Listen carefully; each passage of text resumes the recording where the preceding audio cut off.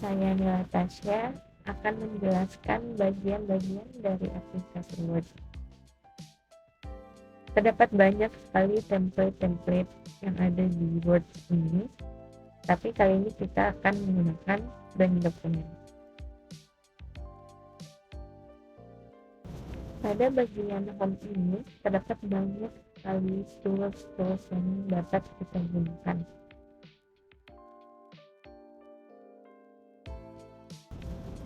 Pertama, ini digunakan untuk menentukan font-font apa saja yang ingin kita gunakan. Lalu ini digunakan untuk mengganti ukuran sebuah font. Lalu ini digunakan untuk mengganti uppercase ataupun lowercase.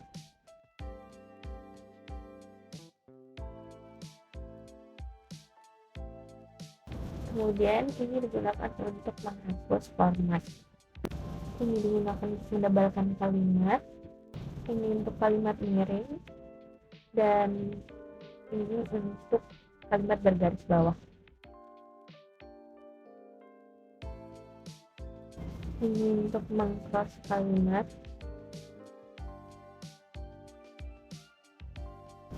Ini digunakan untuk meng-highlight kalimat. Lalu ini untuk mewarnai font.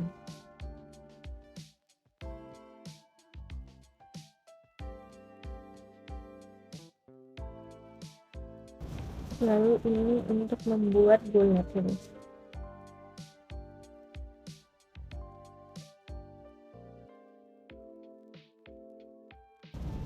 Lalu ini sebagai numbering.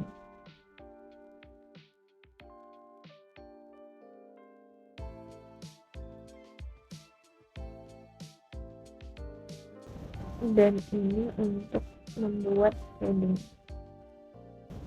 Ini untuk mendekatkan kalimat ke margin, dan ini untuk menjauhkannya.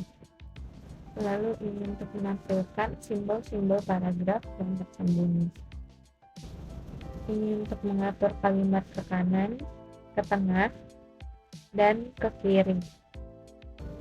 Ini untuk mengatur jarak space paragraf.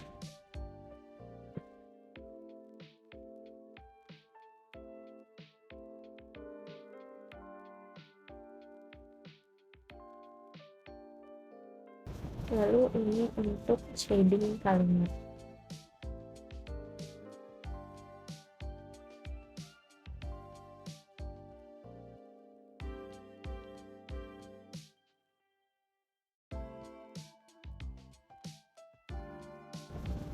Lalu ini untuk membuat border pada kalimat.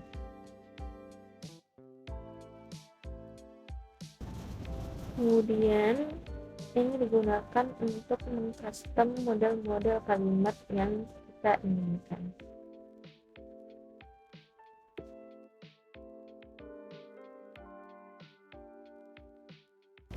Ini untuk mencari kalimat yang ada di dokumen.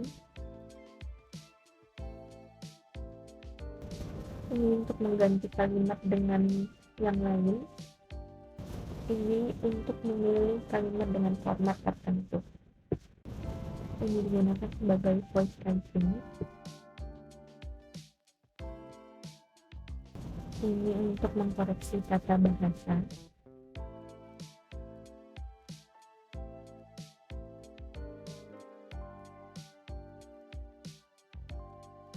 Dan ini reuse file.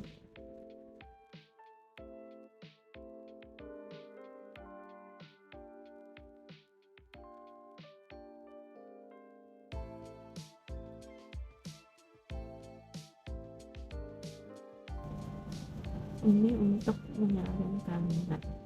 Ini untuk menghapus kalimat. Lalu ini untuk mengcopy kalimat. Dan ini format finger. Lalu kita beralih ke bagian insert. Ini untuk menambah cover halaman. Ini untuk menambah halaman kosong. Lalu ini adalah catch break. Lalu ini untuk membuat tabel. Ini untuk menambahkan gambar. Lalu ini untuk membuat shape seperti lingkaran, kotak, dan lain-lain.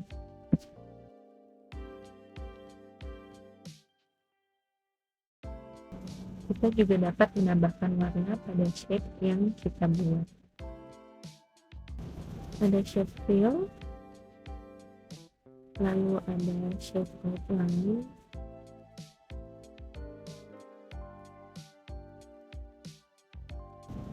lalu ada shadow effect, lalu ada 3D effect,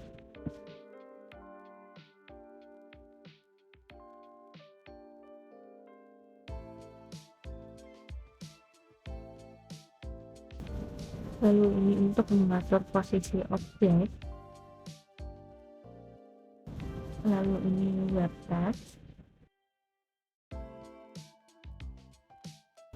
ini adalah smart art graphic, lalu ini untuk membuat chart, dan ini untuk mengambil screenshot.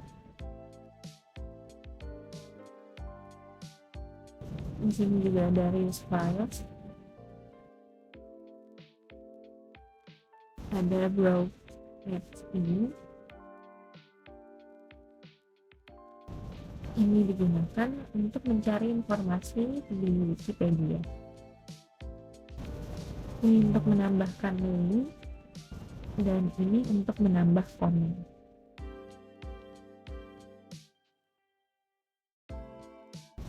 Kemudian ini untuk menambah header,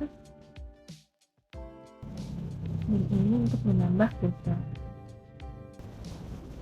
Ini untuk menambah page number, ini untuk menambah tanggal dan waktu. Ini dokumen info, kemudian ini quick part,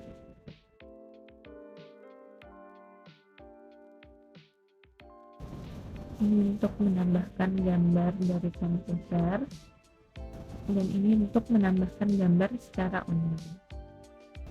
Lalu ini ada header from top dan footer from bottom. Lalu ini untuk menutup header dan footer.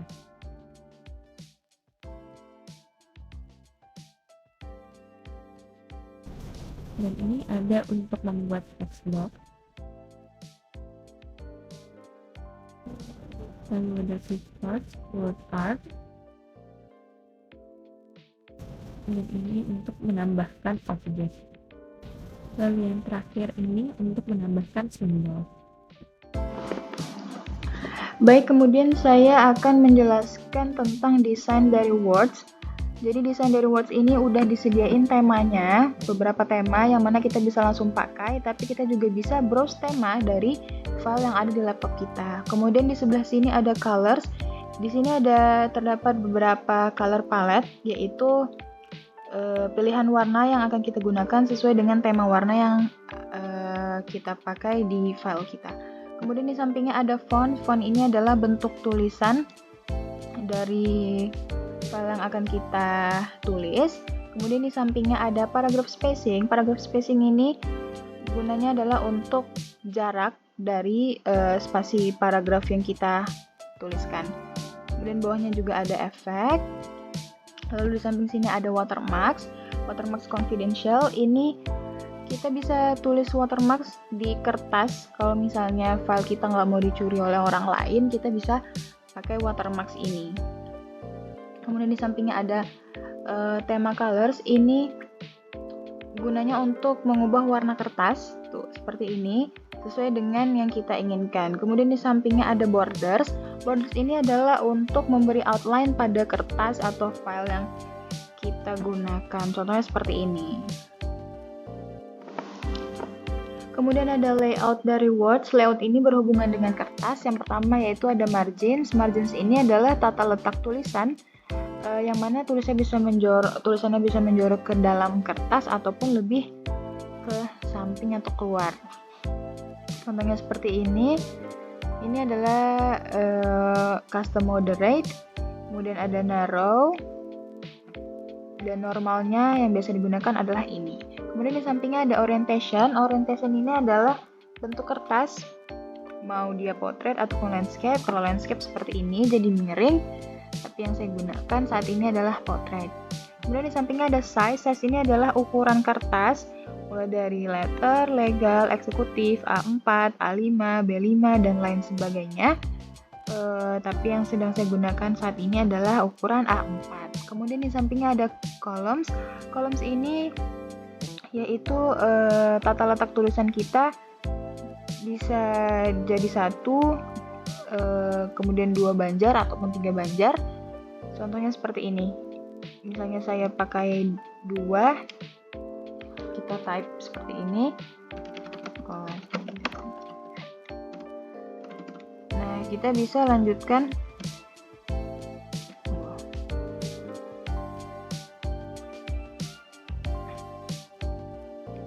seperti ini. Kita bisa lanjutkan ke sampingnya, karena dia dipecah jadi 2 gitu, sisi kanan dan sisi kiri, seperti itu. Kemudian di sampingnya ada page breaks. Page breaks ini gunanya yaitu pemisah dari halaman 1 ke halaman yang kedua. Gunanya adalah agar kita bisa memisahkan gitu kertas yang pertama dan kertas yang kedua, agar tulisannya itu tidak mengikuti ke halaman berikutnya. Misalnya di satu kertas itu tulisannya memang harus di halaman tersebut. Jadi kalau kita hidupin page breaks-nya, dia kalau kita enter dia nggak akan mengikuti masuk ke kertas selanjutnya tulisannya.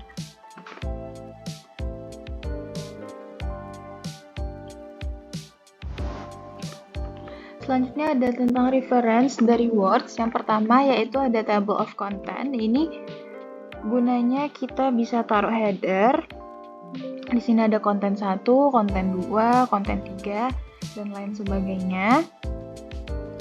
Kemudian di sampingnya ada insert footnote. Kalau misalnya kita hidupin footnote, nanti akan ada angka nih di bawah seperti ini. Footnote ini gunanya untuk providing info tentang sesuatu dari dokumen kita. Kita bisa catat sesuatu, terus kita bisa show notes-nya, bisa ke next footnote-nya, seperti itu. Selanjutnya ada mailings. Mailings ini berhubungan dengan format pengiriman surat atau file yang akan kita kirimkan. Di sini yang pertama ada envelopes.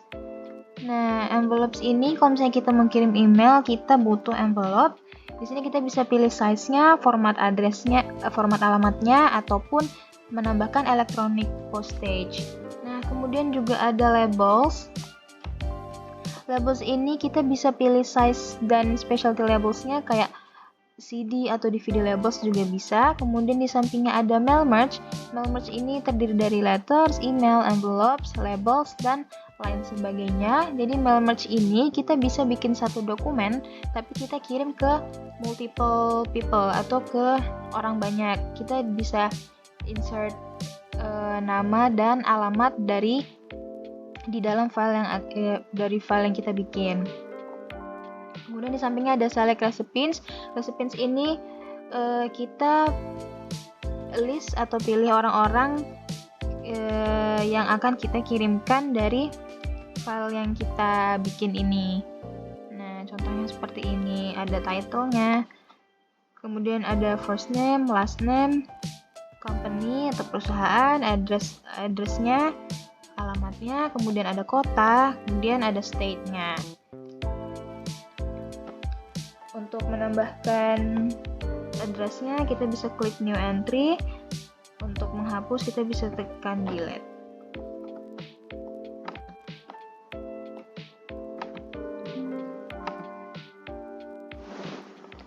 Selanjutnya ada review. Review ini adalah untuk mengecek kesalahan dari file yang kita bikin. Yang pertama nih, misalnya ada spelling dan grammar. Spelling dan grammar ini gunanya untuk mengecek kesalahan atau nge-proof kesalahan dari spelling dan grammar yang kita ketik. Misalnya kita ada typo penulisan dan lain sebagainya. Kemudian yang kedua ada thesaurus. Thesaurus ini misalnya kita udah loss of words atau kita kehilangan kata-kata, Thesaurus ini bisa memberikan suggest kalimat yang sesuai dengan makna yang kita inginkan. Kemudian ada word count. Word count ini adalah penghitungan dari words, karakter, dan line. Kemudian selanjutnya ada read aloud. Read aloud ini adalah pembacaan dari read aloud ini adalah pembacaan dari file yang kita tuliskan. Kemudian di sampingnya ada check accessibility. Check accessibility ini ada tentang navigation, fokusnya, atau ease of access-nya, dan lain sebagainya. Nah, kemudian di sampingnya ada translate. Translate ini ya menerjemahkan dari file yang kita tulis, translate bahasa. Kemudian di sampingnya itu ada language. Language ini bisa untuk set proving language-nya, bahasa, atau ada language preference-nya. Kemudian di sampingnya ada comment. Comment ini dari setiap file yang kita tulis ini bisa ditulisin komen atau ulasan. Kemudian setelah itu ada track change. Selanjutnya ada view. View ini adalah seperti mode penglihatan kita dari file yang kita bikin. Ada read mode, ada print layout, ada web layout. Nah, kalau print layout ini gunanya untuk melihat dokumen kita, gimana jadinya kalau misalnya dokumen kita ini di print. Kemudian web layout ini untuk melihat dokumen kita, kalau misalnya dokumen kita ini dilihat sebagai web page gitu, seperti apa. Kemudian ada outline-nya, ada draft-nya. Lalu di sini ada focus mode. Focus mode ini untuk eliminasi distractions, jadi kita bisa fokus ke dokumen yang kita bikin. Kemudian ada immersive reader, ini gunanya untuk membantu improve reading skills kita. Selanjutnya ada side to side, itu untuk melihat halaman dengan cara sliding each page-nya gitu. Jadi kita cuman slide-nya aja ke kanan ataupun ke kiri, seperti itu.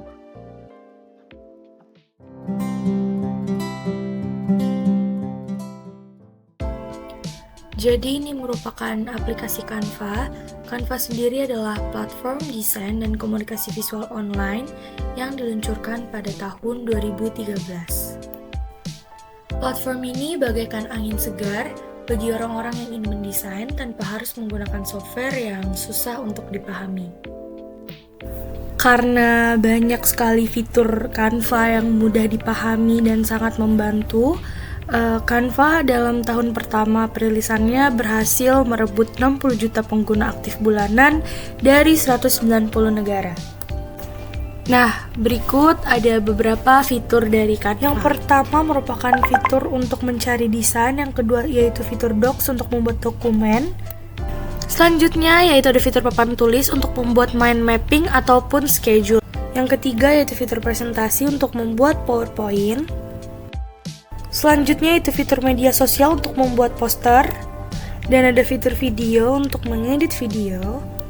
Selanjutnya itu ada fitur untuk memprint, dan yang terakhir ada fitur untuk website. Nah, selanjutnya saya akan menjelaskan apa saja yang ada dalam fitur presentasi, karena seperti yang kita tahu, presentasi sendiri sangat berhubungan erat dengan kesekretariatan. Nah, seperti yang bisa kita lihat, di Canva banyak sekali tersedia template PowerPoint yang terbagi dalam beberapa kategori, jadi kita bisa memilih sesuai dengan kebutuhan kita.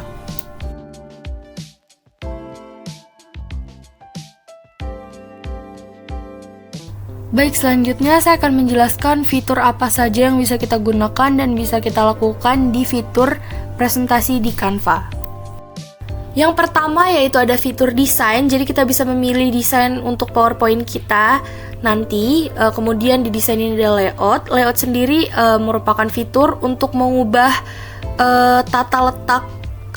Nah, seperti ini, peletakan foto ataupun teks. Jadi kita bisa mengaturnya di fitur layout ini. Selanjutnya ada fitur gaya untuk memilih color palette yang ingin kita gunakan. Selanjutnya itu fitur elemen untuk mencari elemen tambahan yang ingin kita gunakan dan kita masukkan ke dalam presentasi. Selanjutnya itu fitur unggahan. Nah, di fitur ini kita bisa mengunggah foto, video, ataupun audio ke dalam presentasi kita nanti. Kita bisa mengunggah dari file yang sudah ada ataupun merekam lagi secara langsung. Fitur yang selanjutnya yaitu fitur teks. Dalam fitur teks ini ada banyak sekali template teks yang bisa kita pilih untuk dimasukkan ke dalam presentasi kita. Selanjutnya itu ada fitur gambar. Di sini ada beberapa tools yang bisa kita gunakan.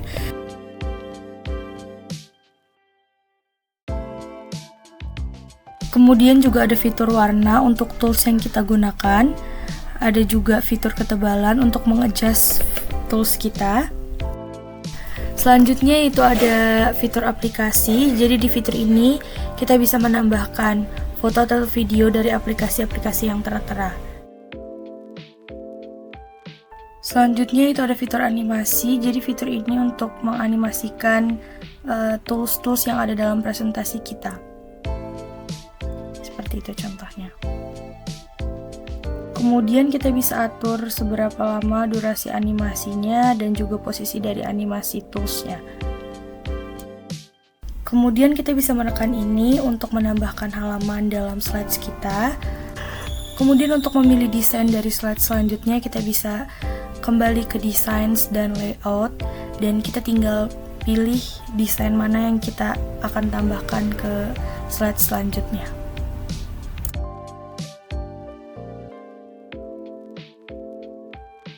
Fitur yang selanjutnya itu untuk mengedit font di dalam presentasi kita. Nah, di bagian pertama ini kita bisa mengubah gaya font atau gaya teksnya. Kemudian ini ukuran dari teks. Kemudian ini warna dari teksnya. Ada banyak sekali pilihan warna yang bisa kita pilih. Kita juga bisa mengatur saturasi warnanya. Selanjutnya itu untuk menebalkan teks, memiringkan teks, dan menggarisbawahi teks. Kemudian selanjutnya untuk posisi teks, dan yang ini untuk membuat tampilan teks menjadi point ataupun urutan nomor. Kemudian ini untuk jarak. Yang pertama ini untuk jarak antar huruf dari teks.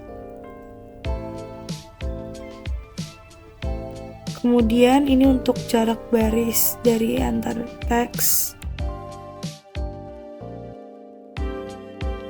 Selanjutnya itu ada fitur efek. Jadi ini ada beberapa pilihan efek untuk teksnya. Dan kita juga bisa mengatur ketebalannya, bisa mengatur warna ataupun arah dari teksnya ini. Efek teksnya ini mau seperti apa. Selanjutnya itu ada fitur animasi, jadi kita bisa menganimasikan teks yang ada di dalam presentasi kita.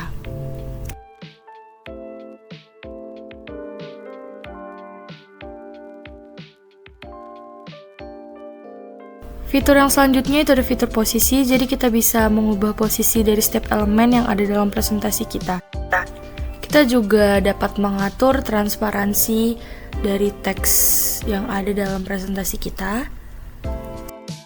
Selanjutnya itu ada fitur asisten Canva. Jadi fitur ini merupakan akses cepat untuk mengakses fitur-fitur ataupun fungsi-fungsi lain yang tersedia di dalam aplikasi Canva.